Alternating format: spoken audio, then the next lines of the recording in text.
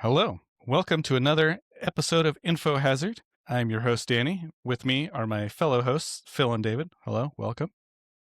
So, I'm here to discuss the end of the world. Apparently, 1 in 3 Americans believe that the world will end during their lifetime, and I'm here to argue that it should be more Americans that believe that, actually. We should all believe the world will end in our lifetime.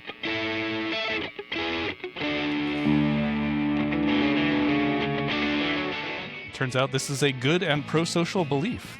that the world will end.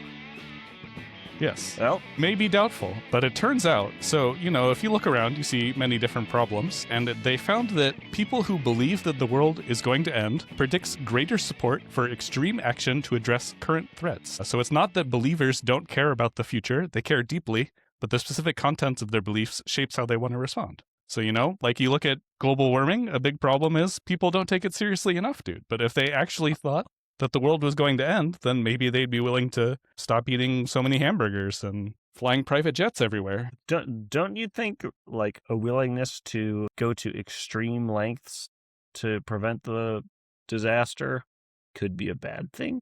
It could be, but sometimes it's necessary. I mean, if only extreme actions will prevent the problem, then you need to take some extreme actions. That's why I do so many kickflips. Yeah, I would personally argue we're at that point with climate change. We're going to blow past all of our climate targets. It seems pretty likely that we'll get our first blue ocean event here within the next 5 years, probably. We're going A blue ocean event is when the polar ice caps do not form over the winter because the ocean is too warm. So the sea ice has been getting thinner and smaller every year. so there will be no polar ice caps within 5 years. Some predictions have that, and they seem somewhat credible if you look at the trends of like how bad the ocean ice is getting. And that's just one example. You can also look at stuff like the warming will release a ton of methane from the tundra, which will then increase the warming, which will then increase more methane release, which will then increase the warming, and get Like a feedback runaway loops event. like that.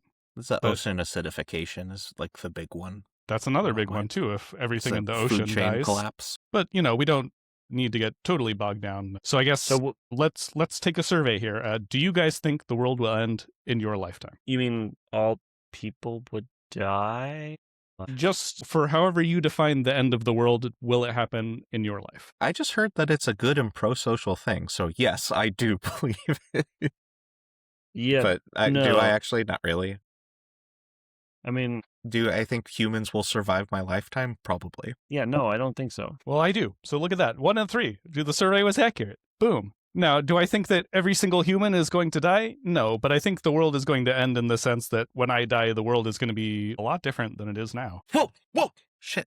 Those goalposts moving right by me. No, I said, All I over the said, place. however you define it, right? Because I don't think when they said, is the world going to end in your lifetime, they didn't have a set definition. Right? Okay, so Danny, are They you just talking surveyed. So here's so do you mean do you think like 90% of the human population is going to be gone? Or will be It's pretty, under it a would billion not people? shock me if I might be one of those 90%. So like, I'm going to count that if I die as part of this, like that counts. Got it. Yeah. Like there's no way that capitalism and the current world order can keep going the way that it is as things get more and more extreme. And also people are just less willing to put up with its bullshit.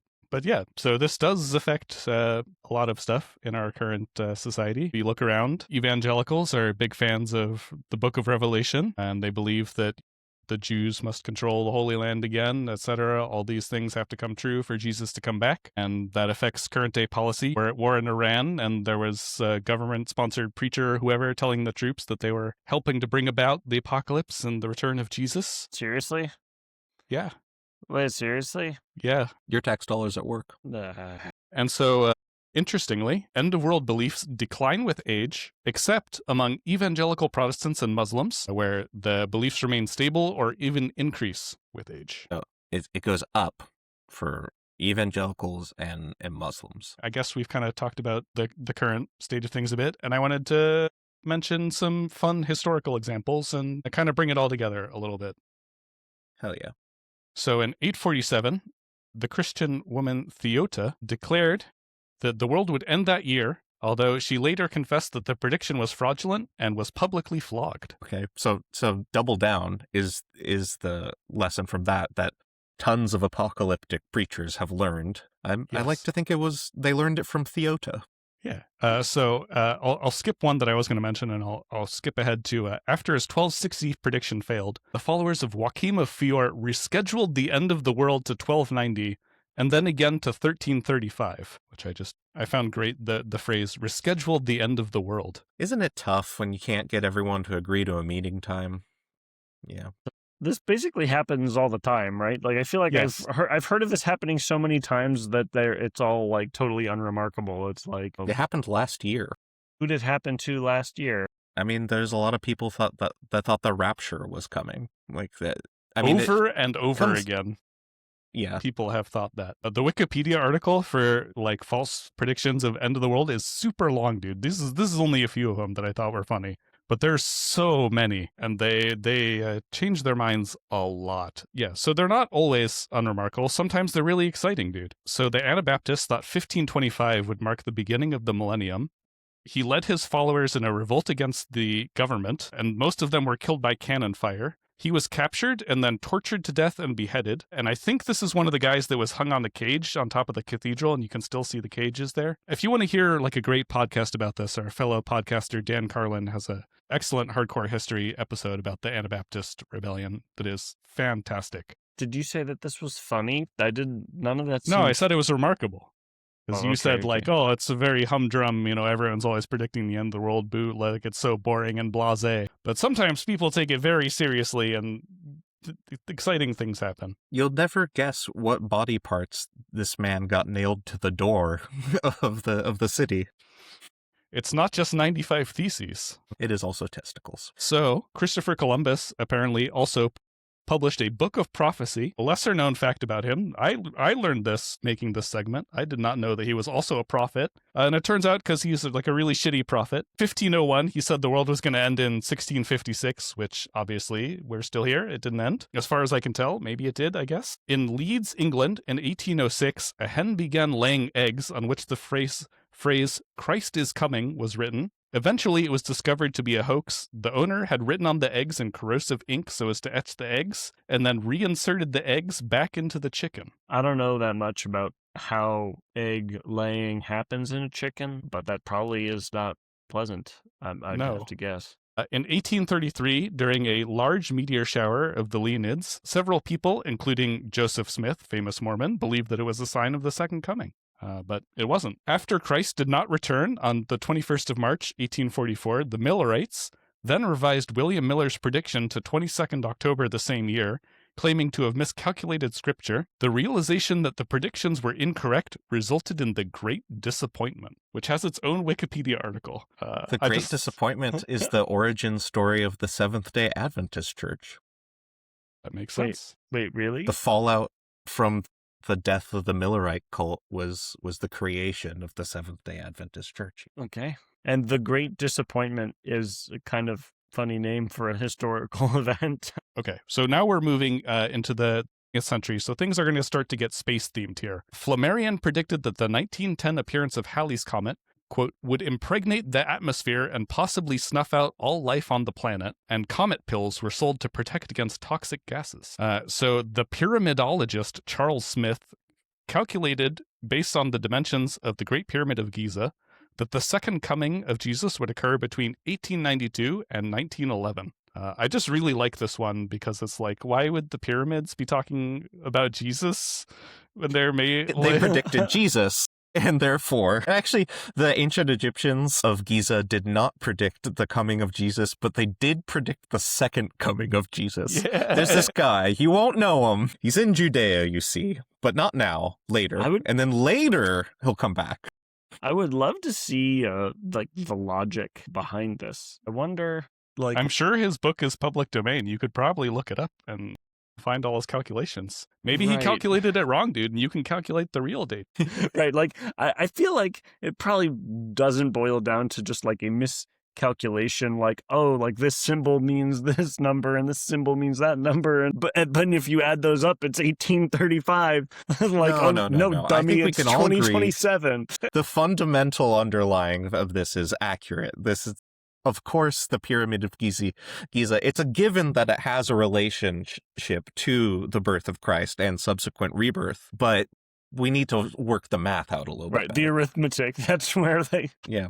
Much like Jeffrey Epstein, you could revolutionize this field by bringing a calculator. That's what he credits to his success on Wall Street, is he brought a calculator to the trading firms. That seems Might have been handy. the sex trafficking. I don't know. A UFO prophet predicted that the southeastern U.S. would be destroyed by a Soviet nuclear attack after claiming to have channeled an alien named Ashtar. Cool name for an alien. Yeah. Yeah. But has that been proven wrong yet, or did he have an exact Yeah, no, date? this was the past 60s. Because the next one is everyone's favorite boy, Charles Manson, who predicted that in 1969 there would be an apocalyptic race war called Helter Skelter, which you may have noticed did not happen in 1969. There was no apocalyptic race war. Is this the origin of the phrase helter skelter, or no? Just like No, I think the Beatles song predates it. Yeah, they took the Beatles song and applied it to... The term Helter Skelter was taken from the Beatles song of the same name, which Manson reportedly interpreted as concerned with the war, because the song was on the band's self-titled album known as the White Album. He was not a well man. He was not thinking clearly. So the Brahma Kumaris founder, Lakraj Kirpalani, has made a number of predictions of a global Armageddon, which the religion believes it will inspire, internally calling it destruction. During destruction, Brahma Kumari leaders teach the world will be purified. All the rest of humanity will be killed by nuclear wars and natural disasters, which will include the sinking of all continents except India. And then, How convenient. in 1991, the leader of the Nation of Islam declared that the Gulf War would be the War of Armageddon, which is the final war. A Californian psychic named Nidal predicted that the world would end on the date in the 90s with the arrival of 16 million spaceships and a host of angels, dude. I like that one because it has spaceships one. and angels. right, it's like Pick come sail one, away. I say. I don't like it. And here's the first one that I personally remember. Heaven's Gate cult claimed a spacecraft was trailing the Hale-Bopp comet and argued that suicide was the only way to evacuate the Earth so that the cult members' souls could board the supposed craft and be taken to another level of existence. And then, so the cult leader and 38 of his followers committed mass suicide in 1997, which I just barely remember. For all So we is- know, they were right. Yeah, could be. They're all off in heaven. We're stuck here, dude. It does seem kind of hellish down here as of late. I mean, almost all these other ones are falsifiable, but I guess like those people didn't live to disprove their beliefs. Actually, well, so there's one true believer of the cult who stayed alive to maintain the cult's website.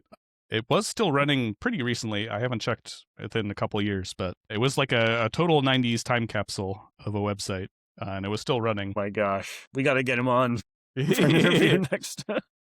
Yeah, talk I about think he's info busy, hazards, dude. So Chen, the leader of the Taiwanese cult Chen Tao. Man, or you're the really True going Way. through the whole Wikipedia article, No, aren't you? dude, I'm telling you, this is like 1 in 50 of them, maybe. I'm skipping over like 50. A guy calculated from scripture that Jesus would come back on this day, and then he didn't, so he predicted Okay. 6 months later, and it didn't, so he predicted 6 months after that, and he still didn't. So then he was publicly flogged. Or usually they weren't, though. They just faded into obscurity. That one getting publicly flogged I put in there because I thought that was kind of satisfying that they actually suffered some consequences for trying to trick people. But so anyway, this Taiwanese cult Chen Tao claims that God would come to Earth in a flying saucer at 10 a.m. In 1999, on a certain date. I forget which date. Obviously, God did not show up in a flying saucer, at least that I noticed. I mean, I guess I was a little kid, so I might not have noticed. And then here we've got the absolute OG classic. Nostradamus predicted that the King of Terror would arrive from the sky in 1999 and 7 months, which was frequently interpreted as a prediction of doomsday in July of 1999. Once again, he was Quasimodo wrong. predicted all of this. Yeah, exactly, dude. And then I'm sure you guys remember this one. During and before 1999, there were widespread predictions of a computer bug that would crash many computers at midnight on 1st January 2000, causing malfunctions that would lead to major catastrophes worldwide, and society would cease to function. Like, This one was was an pretty apocalypse that widespread, was dude. legitimately prevented by like the efforts of a bunch of computer programmers fixing the bug ahead of time. Yeah. But lots of people believed in this, dude. Like, I feel like people were stockpiling supplies and getting ready for it. It was big back then. It was basically a simple bug fix, but like there was some underpinning to this theory. It got out of control. Like the doomsday predictions were ridiculous, but there was at least some element. It wasn't like Jesus coming in a flying saucer. Right. There based was on like the a dimensions of the Pyramid of Giza. there was like a Yeah. mechanism that like the theory Could was happen. built on. Yeah, that's smart. Oh gosh. We're near the end. The 2012 phenomenon predicted the world would end Oh. at the end of the 13th Baktun. The Earth would be destroyed by an asteroid, Nibiru, or some other interplanetary object, an alien invasion. Choose your favorite scenario. But this was because the Mayan calendar was supposedly ending in 2012. Clearly, the Mayans were on the ball, predicting what was going to happen. That's why they came out on top in the geopolitical arena. And also, Take that, the Mayans also never said the world was going to end in 2012. That was like misunderstanding. But of course, it took off, and we all remember that it was a giant internet phenomenon. Fun movie though. Let's make our predictions right. All right, yeah. Quick before we go. Okay, Okay. let's make some predictions. When do you think the world will end, Phil? I'll start. The world will end in November 2028. Okay, how is it When- going to end? What? Trump's going to send the first nuke, and there will be a nuclear retaliation that will wipe out human life on the planet. Something goes wrong with his third election run, and he decides if he can't have the U.S., no one can, and he nukes us all. That's my prediction. The thing I like about this prediction is I'll have the biggest I told you so shit-eating grin on my face as I'm wiped out in nuclear hellfire. Well, I think if that's your prediction, I think you've miscalculated, Phil. And this would be in January 20th of 2029. You Because- probably measured the yeah. Great Pyramid of Giza in cubits instead of yards like an idiot. Stupid. Ugh. Thank God Yeah, I David's mean, here to fix your math, dude. Yeah, your logic is totally sound, but it's just your math. All right, David. So when do you think that the world will end? Yeah, make your prediction, tough guy. What the fuck? Get ready for a public flogging. When's the Earth gonna end? I think we're gonna be in good shape. I mean, like, I think humans are gonna be kicking it for a long time. I think we're going to keep this party going another 1,000 years. So in today plus 1,000 years, humans will collectively decide, democratically and unanimously, that our successor species should carry on, and that we can all collectively retire, and that we will be euthanized by our AI children. And incredibly pessimistic on a geologic timescale, by the way. We've already existed for how many thousands of years? Hundreds of Only thousands. 1,000 more? Yeah, I mean, 1,000 years should be enough time for us to, work out the rest of our... That's a nice round number for a Reich. That's... All right. You tough guy, what's your prediction? I think it's going to be, let's see. It's 2026. I think it's going to be 2044. That's when the world's going to end. March 17th at 8 a.m. Oh, also, the funny thing is God always lines up the apocalypse for their They time don't say zone. time zone. It's going to be at midnight in America. Why would Yeah, Jesus just set like it the- at midnight in America? Don't ask about it. The Indian guy said all the continents on Earth are going to be submerged except for the Indian subcontinent. Like, any reason? I don't know. Probably the same reason that the Garden of Eden is in Jackson County, Missouri. Okay. All right. Any parting words? Yeah, you should believe in the end of the world because it's coming, and then you should try and stop it because that would be bad if it happened. Dude, I thought it was insane, actually, that 1 in 3 Americans believe the world is going to end in their lifetime. That was actually genuinely shocking to me. I know we're pretty pessimistic these days, but damn. Something crazy like 70% of Americans are Christian, so like 30% of Christians are evangelicals. I don't know. Yeah.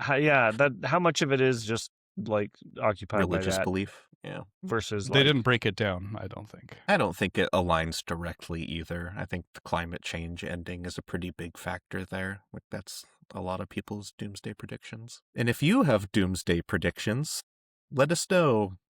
leave your in the doomsday comments. leave your doomsday predictions in the comments. If you're wrong, we will not publicly flog you But unless we you want might to. dislike, unless you're into that. All right, that's been another world-ending episode of Info Hazard.